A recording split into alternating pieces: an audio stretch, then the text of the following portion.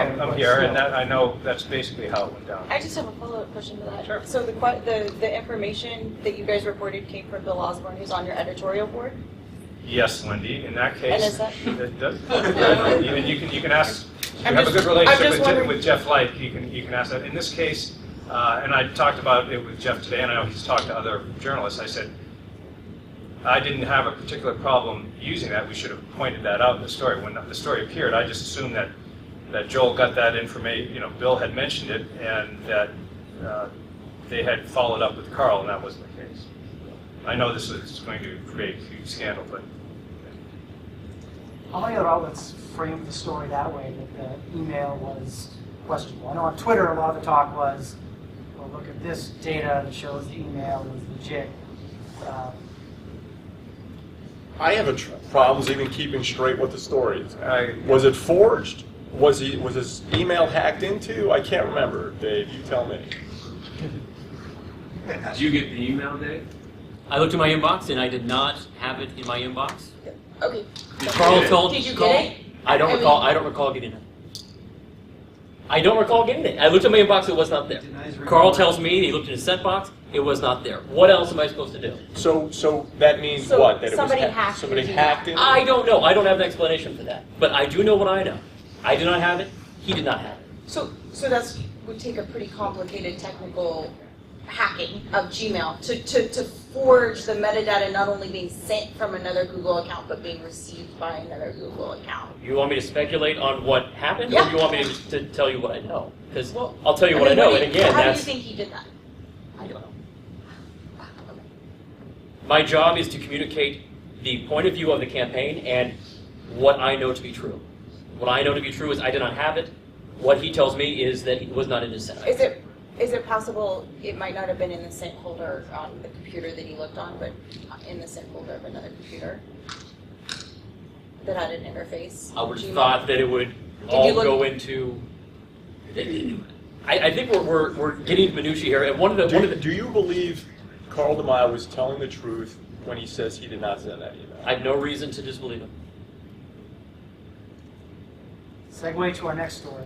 Thank you for doing that. Do that more, you guys.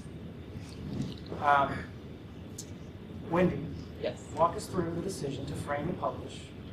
The DeMaio staff wrote a UT editorial with the headline, questions raised about who wrote UT San Diego's slippery editorial.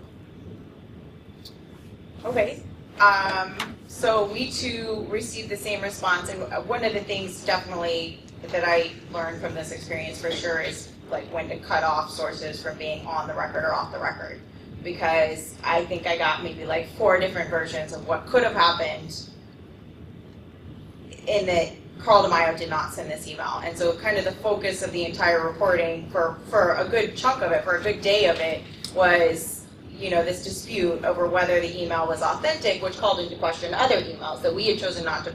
We chose not to publish the Kate Lyon one because it is a lot easier to just hack a sent out to 2 people rather than a conversation that's going back and forth between people. And so we verified to the best as we could with an IT expert that the email looked almost 100% sure that it was authentic and that the messaging was authentic. And then we gave the UT 2 days, I think, to respond, and we kept asking questions, and they kept talking to us.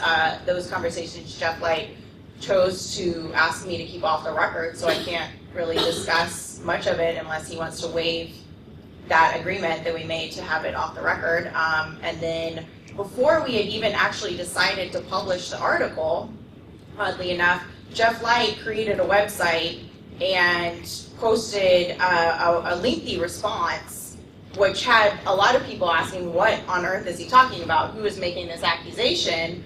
And, you know, what is the story here? And so that kind of factored into our decision, okay, maybe we should go ahead and report out what Bosnich is saying. Absolutely, he wrote it. He's, you know, opening up his laptop and letting me look through it to verify some of these drafts and stuff like that. And, you know, now the UT's got this lengthy, on the record, preemptive kind of strike or whatever that everybody's kind of wondering what's going on. So anything else What about was it that? like to talk to an editor of a major metropolitan newspaper who tells you your story is incorrect? You know, I think basically that we did everything that we are supposed to do, and we actually, having worked here, I know that we followed even further, you know, fact-checking, verification, fairness, offering to get their side, listening to their side than some of the stories that the UT publishes against people. So, you know, I feel confident that we did everything that we're supposed to do on our side, and we really have nothing to hide. I would love to share the emails on how the conversation went down, but like I said, they're off the record. If he wants to waive that, I would be happy to show you guys kind of, you know, what was provided and what was asked for. And the tipping point for me was that they were unable to provide evidence that I knew should have existed.